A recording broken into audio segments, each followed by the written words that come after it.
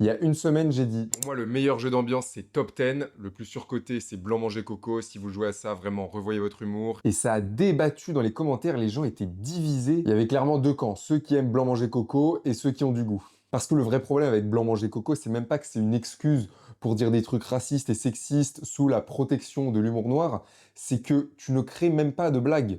Tu viens juste prendre des briques que tu mets ensemble, mais il n'y a aucune improvisation, aucune création. Tu fais juste répéter des clichés en essayant de dire le truc le plus atroce possible. Et en plus, vu que c'est pas toi qui les écris, il y a même pas la responsabilité de l'avoir dit toi-même.